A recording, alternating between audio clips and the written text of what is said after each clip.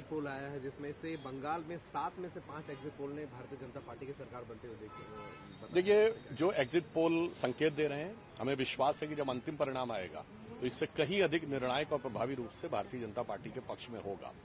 परंतु ये बात तो बहुत स्पष्ट रूप से दर्शा रहा है कि अब जो गृह मंत्री जी ने कहा था अंग, बंग और कलिंग, तो अब बंग भूमि में राष्ट्रवाद की तरंग उठकर सुनामी का रूप धारण करने जा रही है। और जो माननीय प्रधानमंत्री जी ने कहा था कि वो दोबारा आएंगे शपथ ग्रहण में, और मुझे लगता है ये एक ऐतिहासिक अवसर होगा, क्योंकि विकास और राष्ट्रवाद की गंगा गंगोत्री से प्रारंभ होती है, उत्तराखंड, फिर संगम में यमुना जी से मिलन होता है उत्तर प्रदेश, और फिर बिहार। तो उत्तराखंड, बिहार और उत्तर प्रदेश तक तो गंगा का प्रवाह आ चुका है, अब बस गंगा सागर का एक पैच रह गया है।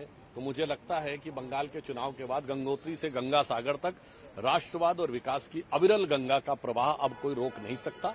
एक बिंदु और बहुत साफ है, इससे समझ में आ गया कि इंडी गठबंधन अब तितर-बितर हो चुका है, क्योंकि सब दल आपस में लड़ लिए, कोई राहुल गांधी जी को बुलाने में इंटरेस्टेड दिखाई नहीं पड़ा और पूरी तरह सामंजस्य नहीं दिखा।